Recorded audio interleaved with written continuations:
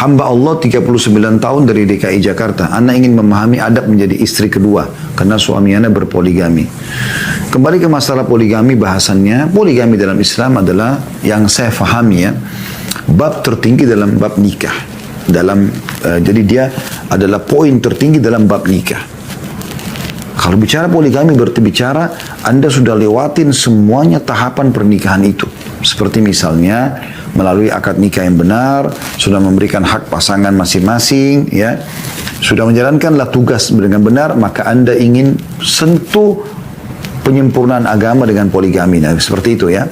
Itu dulu poin masalah poligami. Jadi dia bukan sembarangan orang bisa melakukan poligami. Makanya sebagian ikhwah yang menanyakan kepada saya, kalau dia bilang saya mau poligami Ustaz, kan tidak harus izin istri. Jawaban saya benar.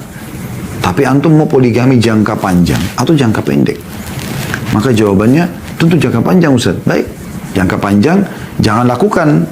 Kesempatan yang tanya begini, bagaimana maksudnya Ustaz? Saya katakan, kalau jangka pendek, seperti umumnya laki-laki. Karena fitrah ingin poligami itu semua laki-laki ada. Allah membebankan itu. Makanya Allah mengatakan dalam surah An-Nisa, "Fankihu ma taba lakum minan nisa'i mathna wa thulatha wa ruba' fa in khiftum alla ta'dilu fawahidah."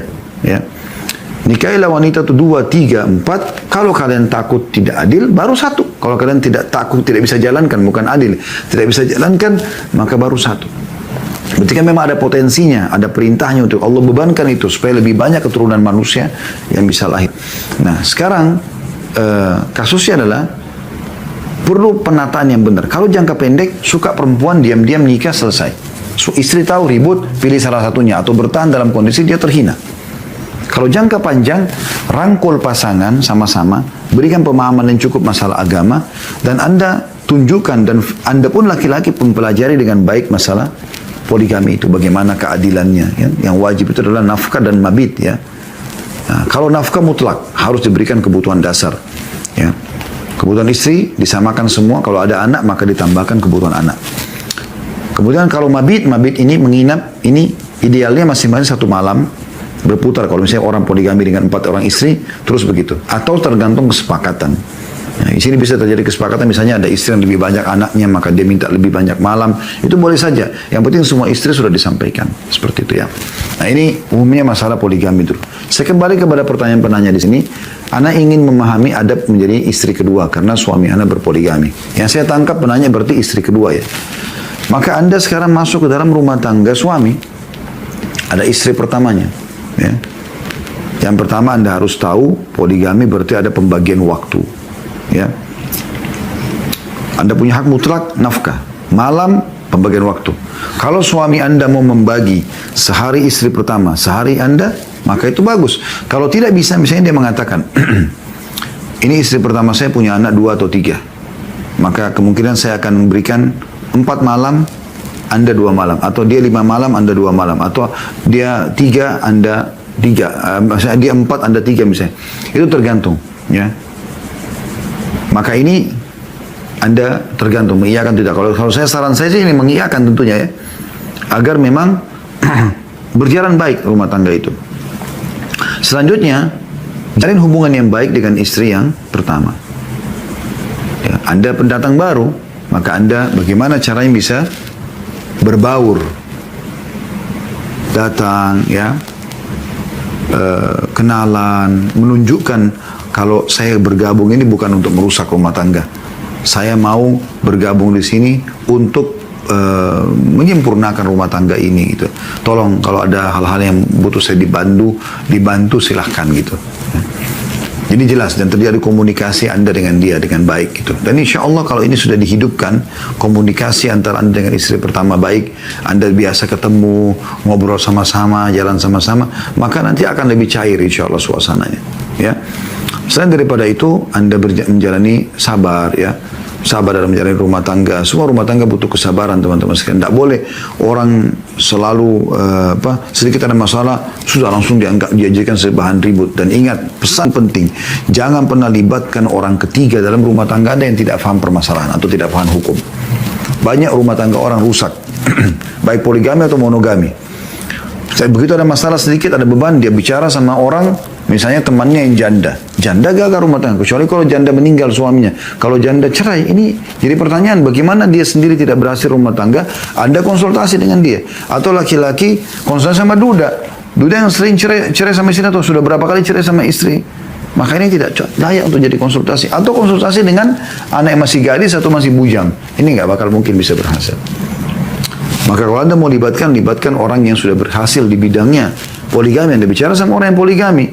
Atau bicara masalah hukum dengan para da'i juga yang berpoligami. Karena tidak semua juga da'i bisa memahami poin ini. Dia tidak berpoligami, lalu kemudian Anda tanya. Ada kalau cuma secara hukum mungkin bisa dijelaskan. Tapi realita lapangan ini beda. Menghadapi langsung dengan tidak, ini beda sekali. Maka Allah alam itu yang kami sampaikan. Anda jalankan adab-adab ini, semoga insya Allah jadikan Anda menjadi istri yang salehah dan bisa menjalin rumah tangga yang baik dengan suami, mendukung suami menjalankan dengan baik rumah tangga ini, dan juga terjalin hubungan baik dengan istri suami yang pertama. Dari seorang hamba Allah 29 tahun di Aceh. Pertanyaannya, bagaimana sikap kami terhadap mertua kami yang ingin memaksakan merayakan ulang tahun cucunya atau anak kami. Kami sudah menjelaskan hukumnya secara baik, tapi mertua bilang anggap saja silaturahim. Allahul musta'an, Allah tempat kita meminta pertolongan. Pertama sekali teman-teman sekalian, ulang tahun bukan bagian daripada Islam. Dan ini benar-benar merupakan bagian daripada acara orang-orang non-Muslim. Makanya mereka mendatangkan kue, mereka ada lilin ditiup, lalu mereka berdoa pada saat itu. Dan ini lebih kentalnya atau lebih tepatnya acara kaum Nasrani. Dan Nabi SAW sudah bersabda kepada kita semua, "Man tasyabbah biqaumin fahuwa minhum." Siapa yang menyerupai satu kaum, maka dia adalah golongan daripada kaum itu. Dan kita dilarang, tidak boleh sama sekali. Dalam hadis yang lain, "Latattabi'anna sunana man kana qablakum." Kalian pasti akan mengikuti langkah-langkah orang-orang sebelum kalian. Shibran bi shibr wa dhira' bi dhira'. Jengkal demi jengkal, ya, hasta demi hasta. Sampai kalau mereka masuk, hatta law dakhala hufra jubbin wa dabbin lattaba'tumu aw la dakhaltumu atau kama qala Nabi SAW. Sampai kalau mereka masuk ke dalam lubang biawak, kalian pun akan ikut. Atau kama qala Nabi SAW. Ya, tepat lafaz hadisnya saya lupa, tapi seperti itu kurang lebih. Yang jelas teman-teman sekalian, tradisi ini bukan bagian daripada Islam. Ya. Jadi seharusnya seorang muslim tidak perlu lagi ada acara ulang tahun. Karena memang kita kalaupun ada ulang detik harusnya, karena setiap detik ini seperti ada umur yang ditambahkan oleh Allah Subhanahu wa taala, dan hitungan detik juga kita bisa wafat. Kan begitu. Baik, isinya ulang tahun itu apa? Isinya misalnya memberikan hadiah kue. Baik, kita bisa memberikan hadiah kue setiap saat. Tidak harus di saat ulang tahun, kan begitu. Bukan dia ulang tahun saja. Ya. Karena Nabi SAW mengatakan tahabu, saling memberikan hadiah, maka kalian akan saling mencintai. Sudah jelas gitu hukumnya. Ya. Begitu juga dengan silaturahim keluarga. Di sini dikatakan anggap saya silaturahim bisa setiap saat. Bukan di saat ya setahun sekali ulang tahun itu. Karena ini tidak akan jadi setahun sekali, karena hari ini suami ulang tahun, bulan depan istri ulang tahun, bulan depannya lagi mertua ulang tahun, bulan depannya lagi orang tua ulang tahun, bulan depannya lagi ipar, saudara, ponakan, tidak akan selesai-selesai. Dan akan sama mekanismenya. Datang, bawa kue, tiup lilin, nyanyi-nyanyi, kan gitu. Yang lain bawa hadiah. Ini persis seperti tradisi mereka, orang-orang non-muslim. Mohon maaf saya jawab seperti ini karena memang ini adalah konsultasi diarahkan kepada kami. Bagi penanya, kalau memang atau ada yang diantara yang hadir dalam acara kita ini, baik live ataupun siaran ulang, yang merasa kurang cocok dengan jawabannya, Anda bisa bertanya kepada para ustadz, para kiai yang lain, insya Allah, yang mungkin lebih kompeten daripada saya dan mereka punya hujah yang lebih baik. Anda silakan. Tapi dari saya seperti itu yang saya ketahui. Jadi sebaiknya memang setiap muslim dan muslimah menghindari tradisi ini. Ya. Tinggal kembali kepada pertanyaan penanya di sini. Bagaimana sikap kami di saat mertua tetap ngotot untuk mengadakan acara ulang tahun cucunya, gitu kan? Padahal kami sudah jelaskan hukumnya dengan cara baik. Saya melihat Allahu a'lam di sini bukan harus bentrok dengan mertua ya. Tapi Anda sebagai orang tua bisa mengambil sikap. Ya. Dalam arti kata, maaf kami tidak setuju dengan acara ini. Udah selesai. Dan itu bukan bab durhaka kok. Karena mereka sedang mengajak Anda untuk melakukan perbuatan yang tidak ada dalam syariat Islam. Dan kata Nabi SAW, la ta'ata li makhlukin fi ma'siyatil khaliq. Tidak ada ketaatan pada makhluk yang berbuat maksiat pada sang pencipta. Dalam riwayat lain, la ta'ata illa fi ma'ruf. Tidak ada ketaatan kecuali pada hal yang dibolehkan saja. Jangankan mertua, orang tua kandung pun tidak boleh kita patuhi pada saat mereka melakukan perbuatan yang tidak sesuai dengan syariat Allah Subhanahu wa taala. Anda sepakat dengan suami atau Anda sepakat dengan istri bicara baik-baik, kalau kita tidak setuju dengan ini, mohon maaf kami tidak bisa datang. Kami tidak akan bawa anak kami. Tidak apa-apa, biar mereka tahu kalian punya atau Anda ini punya sikap. Gitu kan? Itu bukan dalam bab durhaka. Harus ditunjukkan. Dia mau arayakan setelah itu cucunya yang lain, silakan saja. Tapi kalau sama kami nggak setuju. Tapi dengan cara yang santun dan cara yang baik. Dan Anda juga datang, Anda bawa makanan, Anda bawa hadiah buat mertua gitu kan. Tunjukkan kalau ini adalah hal yang dibolehkan. Kami malah mau berbagi. Bawain makanan, bawain minyak wangi, parfum, bawain pakaian, hadiah. Bawain sesuatu yang baik. Allah alam, itu karena Anda tanya sikapnya ya. Jadi memang kita harus tunjukkan sikap kita teman-teman. Ini sama semua orang ya.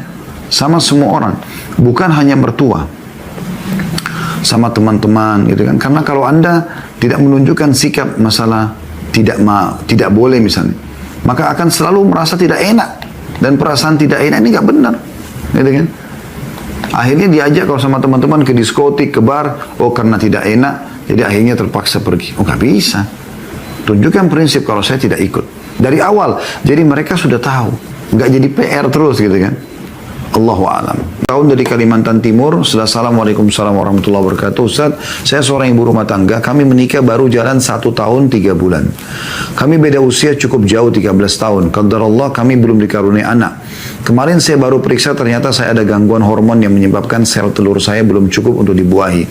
Dan ini saya sedang berikhtiar. Tapi suami saya terus mendesak ingin poligami. Dalam kurung mengingat usianya sudah cukup. Tapi Ustaz saya belum siap untuk berpoligami dan ikhtiar kami ini belum tuntas.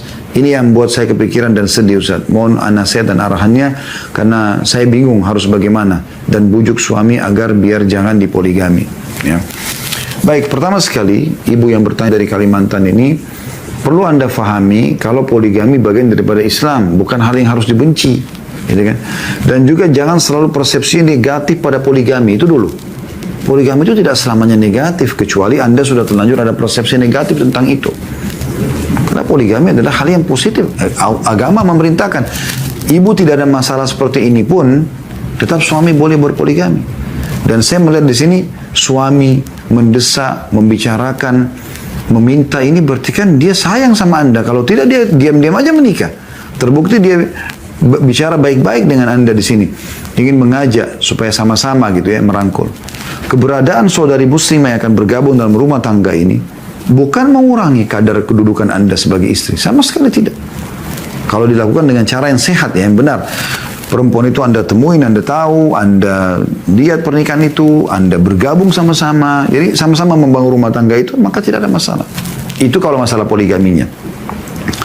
Kalau masalah Anda belum siap poligami, oke, ini poin yang lain kita bahas. Tadi saya bahas dulu masalah hukumnya poligami secara umum. Kalau masalah Anda belum siap untuk dipoligami, itu hak Anda.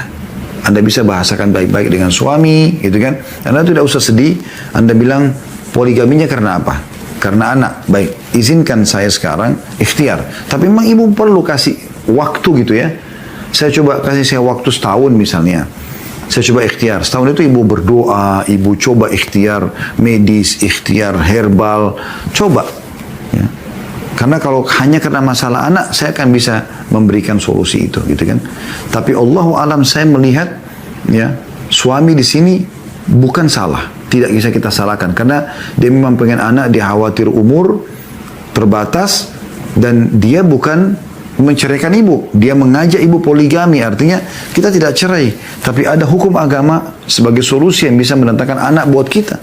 Toh anak suami nanti dari istri yang baru pun adalah anak Anda juga. Sama. Kan begitu. Allahu a'lam. Tahun dari Jawa Barat. Assalamualaikum warahmatullahi wabarakatuh. Ustaz, tahun lalu istri selingkuh dan janji tidak mengulangi dan akan taat ibadah. Namun ternyata tetap susah jika diingatkan sholat.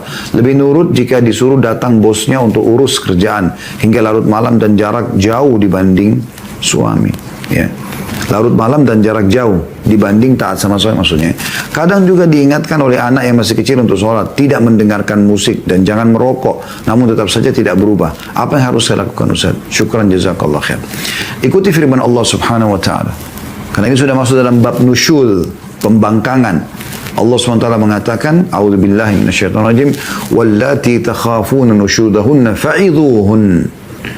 Para istri, para wanita yang kalian khawatir nusyudnya, pembangkangan, gak mau sholat, gak mau tutup aurat, gak mau melayani suami, ya, gak mau ngurus anak, gak mau ngurus rumah, nusyud itu pembangkangan. Allah mengatakan, fa'idhuhun, ingatkan mereka. Kalau ini gak boleh, ini haram dalam Islam. Kalau mereka masih nolak, wahjuruhunna fil madhaji', boikot mereka di ranjang, pisah ranjang, jangan penuhi kebutuhan biologisnya. Kalau masih nolak juga, wadribuhun, pukul mereka. Allah SWT mengatakan dalam surah An-Nisa, tapi pukulan yang gairu mubarrah, tidak boleh berbekas, gak boleh tonjok, gak boleh jambak, gak boleh tampar, gak boleh. Sebagian ulama mengatakan menggunakan kayu siwak atau jari. Ingatkan, ini gak boleh, ini haram dalam Islam. Gitu. Kita ingatkan. Kata Allah, فَإِنْ أَطَعْنَكُمْ فَلَا تَبْغُوا عَلَيْهِنَّ سَبِيلًا.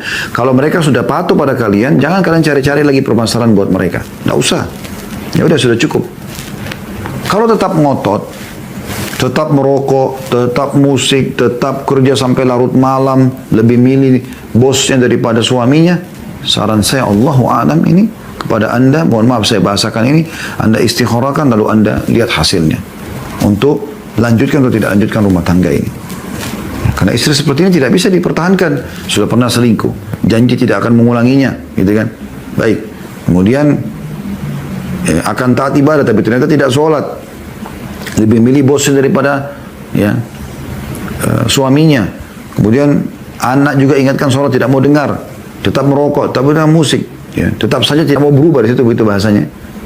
Maka ini saran saya, Allah alam, istikharahkan. Kalau Anda sudah nasihatin berulang tidak mau dengar, sudah Anda jangan habiskan waktu dan umur dengan orang yang tidak bisa diatur gitu. Masih banyak wanita soleh yang bisa menjadi pasangan Anda. Allahu a'lam. 10 tahun di DKI Jakarta. Saya ibu rumah tangga satu anak. Dulu saya bekerja di oil and gas. Gaji lumayan. Namun saya punya komitmen ingin jadi ibu rumah tangga plus berbisnis sendiri dalam kurung karena bisa jadi madrasah untuk anak-anak saya. Setelah menikah saya resign dan mulai bertahap hadapi rumah tangga dan parenting anak. Ingin saya tanyakan bagaimana menjelaskan ke pihak keluarga bahwa keputusan saya berhenti bekerja adalah terbaik buat tumbuh kembang anak saya. Selalu masalah ini ada didebatkan. Alasannya karena sudah kuliah tinggi kok malah rawat anak. Sedangkan saya merasa bahagia bisa ada di tiap tumbuh kembang anak saya.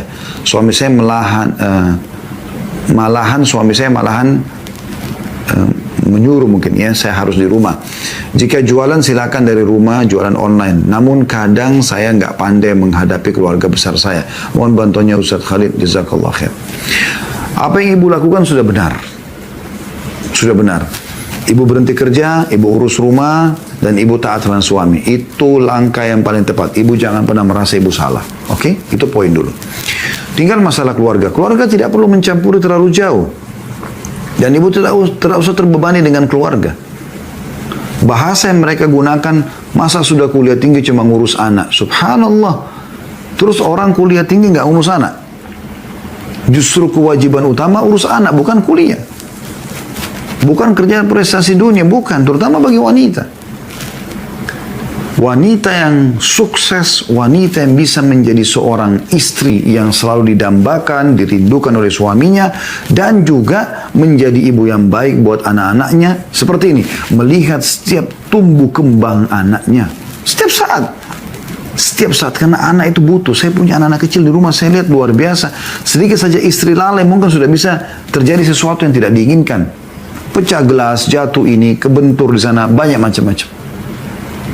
Memang harus ekstra. Kalau ibu sibuk di luar rumah, bagaimana caranya bisa mengurus anak-anak ini? Lalu siapa yang akan mengurus mereka? Kita berharap pembantu, berarti akan seperti akhlaknya pembantu itu, bukan seperti apa yang Anda harapkan. Ya, jadi Mirip dengan jawab-jawab saya sebelumnya, ada hal-hal yang harus kita punya prinsip teman-teman dalam rumah tangga. Termasuk dalam menghadapi keluarga seperti ini. Kenapa berhenti kerja? Itu keputusan saya. Tunjukkan begitu. Karena saya ingin lebih fokus ke suami dan anak-anak saya. Sayang kan sudah kuliah tinggi? Itu keputusan saya. Harap dihormati. Selesai. Close saja. Gak usah juga ibu misalnya menunjukkan kayak wajah sedih atau ibu mengatakan iya sih tapi apa boleh buat. Nah ini jangan, karena ada celah di mana mungkin mereka akan bilang oh berarti dia nyesal. Enggak, saya bahagia sekarang, ini keputusan saya, tolong dihormati. Selesai. Jadi dengan ibu close seperti itu, percaya bu, tidak akan ditanya lagi setelahnya. Mungkin sekali dua kali bertanya, setelah itu tidak akan lagi ada pertanyaan lagi. Allahu a'lam. Dari Banten, bagaimana solusi yang tepat ketika saya dan suami sedang bertengkar dan saling diam dan bisa bertahan sampai berhari-hari, bahkan bisa sampai sebulan saling diamnya. Tiap kali kejadian seperti ini pasti saya duluan yang ngajak ngobrol dan membicarakan permasalahannya. Kadang saya jengah karena kenapa harus saya yang memulai dulu pembicaraan. Yang pertama teman-teman sekalian, kalau ada masalah dalam rumah tangga dan itu pasti akan terjadi, teman-teman sekalian. Tidak usah Anda berpikir Anda dari awal menikah sampai terakhir tidak akan ada masalah. Tidak mungkin. Manusia terbaik, Nabi Muhammad SAW ada masalah dalam rumah tangga beliau. Tapi beliau pecahkan, gitu kan? Nah, permasalahan pasti ada. Cuma saran dari kami, yang pertama, permasalahan ini teman-teman sekalian jangan diinginapkan. Kalau ada masalah, selesaikan langsung pada saat itu. Dan yang kedua, yang benar memaafkan, yang salah minta maaf. Selesai. Jangan dibuat nginap gitu. Ya. Baik, ini solusi dari saya. Poinnya, jangan diinapkan, yang benar memaafkan, yang salah minta maaf. Oke. Sekarang kita pindah ke permasalahan ditanya oleh penulis. Bagaimana kalau seandainya ya, saya memulai, anggaplah kita bicara sekarang, Anda dalam kondisi benar. Suami tidak mau bicara duluan misalnya. Saya mulai berbicara, akhirnya kan jadi baik permasalahannya gitu kan, jadi selesai gitu. Baik, saya jawab dengan hadis Nabi SAW. Wanita ahli surga di antara kalian ialah wanita yang pertama Nabi sebutkan tuh wadud, penuh kasih sayang, penuh cinta. Apa itu? Mengalah, sayang, ya, perhatian, walud, subur, banyak anak, aud, ya, pakai ain hamzah, aud, ya, li zaujiha, atau sangat setia dan patuh pada suaminya. Kata Nabi SAW, kalau seandainya suaminya marah, riwayat lain, dia disakiti atau dia menyakiti, maka dia akan datang memegang tangan suaminya sambil dia mengatakan, saya tidak bisa tidur, tidak bisa tutup mata sampai kau ridho. Ini tadi kenapa saya jelaskan teman-teman sekalian, solusi dari kami jangan nginapkan masalah. Karena hadis ini seakan-akan memberikan isyarat itu. Tidak bisa tidur sampai suami ridho. Dan pegang tangan suami, jelaskan, kalau saya salah, maafin saya. Ternyata teman-teman sekalian, secara zahir yang kelihatan hadis ini seakan-akan wanita yang dipojokkan. Masa dia udah disakiti, dia yang harus memulai? Seperti ibu tanya ini ya. Hamba jadi dari Banten. Padahal sebenarnya memang begitu Allah ajarkan. Kenapa? Karena memang Allah lebih tahu bagaimana menghadapi karakter laki-laki, bu. Ibu kalau dengan cara seperti ini, maka misal contoh, istri saya buat salah misalnya. Ini contoh saja. Lalu istri saya benar, tapi dia yang datang. Lalu dia mengatakan pada saya, maafin ya kalau saya ada salah misalnya. Apa yang terjadi saya sebagai laki-laki? Respon langsung saya mengatakan tidak, saya yang salah. Nah, itu cara menghadapi laki-laki yang paling efektif. Karena laki-laki itu Allah ciptakan memang untuk menghadapi alam luar. Ya. Kami ini, saya dengan suami, ibu dan semua ikhwah laki-laki yang mengikuti acara kita ini, itu kulit kami ini memang sudah Allah ciptakan untuk matahari, hujan, mungkin kalau di Eropa salju segala macam. Makanya kerja kami itu di luar, sholat berjamaah di masjid, ngantar jenazah, cari nafkah, jihad, memang begitu. Perempuan Allah berikan intonasi suara lebih lembut, kulitnya lebih lembut, gitu kan. Makanya kalau keluar butuh sunblock, butuh hand body segala macam. Karena memang mereka di rumah gitu. Nah, laki-laki karena hidupnya di alam luar, sifat defense-nya sangat kuat, pertahanannya sangat kuat. Gitu loh. Kalau dia diserang, maka yang terjadi adalah lawan, respon, langsung. Tapi kalau ibu menggunakan justru senjata yang Allah telah berikan, tanda kutip sini ya, kelembutan ibu, mengalah, itu justru yang suami tidak milikin gitu. Dia bukan seperti menghadapi laki-laki di luar sana, karena kalau laki-laki ketemu sama laki-laki ya begini adalah cara menghadapinya, bentrok, bertengkar dan seterusnya gitu, umumnya gitu kan. Tapi kalau Anda gunakan cara yang berbeda, maka suami akan lunak. Nah itu yang disampaikan oleh Nabi SAW. Itu solusi yang terbaik. Jadi ibu nggak usah merasa, oh kenapa saya yang lebih dulu memulainya. Itu umum. Memang sudah begitu. Selanjutnya dari Melisa, 32 tahun, Kalimantan Selatan. Hal yang sangat penting, apa yang harus istri lakukan untuk menjadikan keluarganya menjadi keluarga sakinah. Taat kepada Allah dan taat pada suami. Itu dasarnya. Apa yang Allah subhanahu wa ta'ala perintahkan kepada Anda, ukhti Melisa ini, dari kewajiban sholat, tutup aurat, ya, puasa Ramadan, kerjakan. Yang sunnah pun kerjakan. Yang Allah larang dari yang haram dan makruh tinggalkan. Allah, kemudian suami. Selama suami bukan menyuruh sesuatu yang haram, patuhi. Maka dengan izin Allah akan menjadi keluarga yang sakinah. Insya Allah. Ya. Ini tadi baru kami bahas di siang hari, tadi selepas duhur ya. Ada kajian bedah buku Muslimah Inilah Surgamu. Hadits Nabi SAW. Wanita manapun yang menjaga sholat 5 waktunya, nggak disebutin sholat sunnah. Puasa Ramadan yang nggak disebutin puasa sunnah. Ya, kemudian menjaga kemaluannya, tidak selingkuh, dan mentaati suaminya, ya. Kecuali pada saat meninggal nanti di akhirat, dia akan disuruh atau diberikan pilihan untuk memilih dari 8 pintu surga, dari mana dia ingin masuk. Ya. Jadi ini insya Allah mudah-mudahan bisa menjadi resep yang baik. Ya. Kejar surga dari suami Anda, itu sudah kata kuncinya insya Allah. Baik, selanjutnya dari hamba Allah 20 tahun dari Sulawesi Selatan. Saya tidak dapat menafkahi anak dan istri saya dengan baik karena pendapatan yang kurang. Dan karena itu istri saya tidak mau melayani saya sama sekali. Bahkan berhubungan lagi tidak mau. Mohon solusinya gimana ya Ustaz? Ini nggak boleh nih. Istri tidak boleh seperti ini sikapnya. Kalau memang penanya ini jujur, dalam arti kata dia sudah berusaha tapi memang tidak ada pendapatan, ya dia harus bisa berikan pengertian istri. Istri harus bisa mengerti masalah itu. Tidak boleh dia melakukan hubungan mutus sama suami, kecuali suami memang zalim. Dalam arti kata, Anda penanya ini bekerja tapi Anda misalnya dapat gaji 5 juta, Anda cuma kasih 1 juta, padahal mungkin istri butuh 2 juta.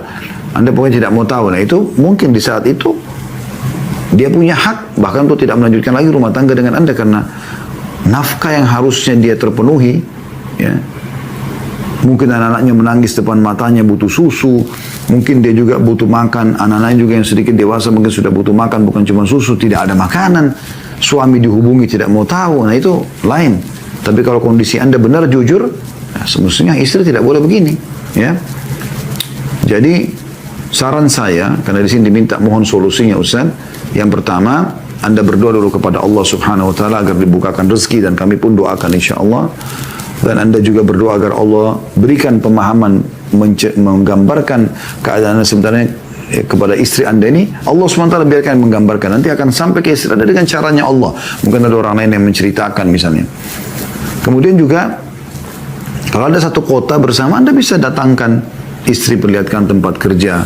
Kalau Anda lain kota, Anda bisa minta salah satu dari teman yang bisa menggambarkan, ya. Walaupun tidak harus, jangan video call sama istri sehingga istri Anda kelihatan oleh teman Anda, tidak. Tapi dia bisa memberikan gambaran misalnya dengan voice suara. Kalau memang keadaan perusahaan kami begini atau tempat kerja kami begini dan begini, diberikan gambaran. Yang ketiga adalah libatkan keluarganya, libatkan pihak ketiga dari orang-orang yang dihormati, berikan gambaran gitu kan. Allahu a'lam. Ini solusi dari kami. Semoga insya Allah dengan 3 ini Anda bisa mendapatkan jawabannya. Ini dari hamba Allah 32 tahun dari Banten. Setelah assalamualaikum warahmatullahi wabarakatuh. Yang pertama, bagaimana menasihati suami dengan cara baik agar mau kembali hijrah dan menuntut ilmu bersama? Jawabannya begini. Menghadapi suami, kita harus mengenal karakter suami, karakter laki-laki. Karakter laki-laki itu tidak suka digurui, tidak suka dihardik. Ya. Jadi kalau ibu mau mengajak suami ya, hijrah, taubat kepada hal yang lebih baik, maka hindari dua hal ini. Jangan kesan menggurui, jangan kesan menghardik dia. Itu kamu sudah jauh dari agama, tuh ayo kembali sekarang. Nanti kalau tidak nanti masuk neraka. Hardikan. Yang terjadi pasti penolakan. Lalu bagaimana caranya? Kalau menurut kami, Allahu a'lam, ibu coba cari tahu, kan di sini bahasanya agar mau kembali hijrah. Yang saya tangkap berarti sudah pernah hijrah, kan gitu. Nah ini beda bahasanya dengan orang yang belum pernah hijrah. Kalau sudah pernah hijrah, Anda coba cari tahu dulu penyebab dia hijrah apa. Mungkin dia pernah cerita. Dia pernah dengarkan ceramah ustadz siapa, syekh siapa, dia pernah baca buku apa, tulisan apa. Anda ingatkan kembali itu. Dengan cara Anda share di handphonenya dia. Atau di masa-masa lagi harmonis ya. Selepas biologis misalnya Anda bicara baik-baik sama dia, Anda ingatkan masalah itu. Mudah-mudahan bisa kena, selain memang mesti kena ke dalam hatinya. Selain itu Anda juga doakan dia. Itu dua hal. Yang kedua, masih pertanyaan yang sama. Apakah boleh jika suami beberapa kali berselingkuh kemudian meminta tolak darinya? Oke. Apakah boleh minta tolak dari suami yang beberapa kali selingkuh? Jawabannya boleh. Boleh, tidak ada masalah. Karena dia sudah melakukan pelanggaran. Beberapa kali loh di sini ya. Artinya pertama kali dia selingkuh, mungkin dia berzina, dia minta maaf, lalu dimaafkan. Yang kedua kali dia ulangi lagi, dan seterusnya. Itu boleh saja. Ya. Yang ketiga, saat ibu perempuan belum meninggal, beliau berpesan agar anak perempuannya tetap bekerja hingga memiliki rumah. Namun kenyataannya sudah beberapa tahun menikah dan bekerja tapi belum juga ada rumah. Apakah jika perempuan berhenti kerja dan tidak mengikuti pesan ibu itu berdosa dan salah? Insya Allah tidak. Insya Allah tidak. Ya. Karena pada saat sudah menikah, kalau memang anak perempuan ini sudah menikah ya, maka dia kan punya kewajiban lain mentaati suami dan segala macam, dan suami punya kewajiban untuk menanggung dia. Dari satu sisi, di sini pesan yang ibu titip pesankan, anaknya tidak boleh berhenti bekerja sampai memiliki rumah. Ini pesan bukan sebuah kewajiban yang harus diiyakan. Kalau seandainya dia bekerja sampai dia tua, sampai pensiun tidak bisa kumpulin uang karena gajinya kecil, dia berada di sebuah perkampungan, apakah dia berdosa? Jawabannya tentu tidak ini. Karena ini kan beban yang mungkin belum tentu bisa si anak lakukan. Sementara Allah SWT mengatakan, la yukallifullahu nafsan illa usaha. Allah tidak akan pernah maksakan satu jiwa kecuali sesuai dengan kadar kemampuannya. Ya. Tetapi di saat Anda bekerja di satu tempat, pendapatannya ada, Anda juga belum menikah, ya, tidak terikat dengan akad dengan suami. Kemudian Anda juga ya bisa Anda targetkan ada rumah yang bisa Anda cicil misalnya, maka itu lakukan sebagai bentuk bakti pada ibu. Tapi ini bukan satu kewajiban. Insya Allah mudah-mudahan tidak berdosa kalau Anda sudah berusaha ya. Masih pertanyaan yang sama, yang keempat, apakah jika suami menyakiti hati istri akibat perkataan dan perbuatan yang kurang baik berpengaruh terhadap kelancaran dan kebutuhan rezeki yang dicarinya? Bagaimana cara mengingatkan dengan baik hal tersebut? Ya. Kalau apakah itu berpengaruh pada rezeki? Bisa saja. Karena umumnya dosa itu berpengaruh pada pendapatan rezeki. Umumnya dosa berpengaruh pada pendapatan rezeki. Ya. Dan itu bisa terjadi, bukan mustahil. Oleh karena itu, bisa. Cara mengingatkannya secara umum saja. Biasanya sih, Allahu a'lam, peringatan dari Allah ada. Ya, pada saat seseorang itu kasar dengan istrinya, atau dia membengkalikan nafkah yang wajib, atau dia melakukan maksiat di luar rumah sana, itu biasa peringatan-peringatan dari Allah datang. Seperti terhimpitnya rezekinya sendiri. Ya. Dan saran saya, kalau dalam kondisi memang suami lagi ada masalah, segala macam, yang paling tepat Anda jangan bicara apa-apa. Sampai dia yang melibatkan. Kalau dia mengatakan misalnya, saya punya masalah ini, masalah itu, gitu, ya, misal, ya. Maka Anda di sini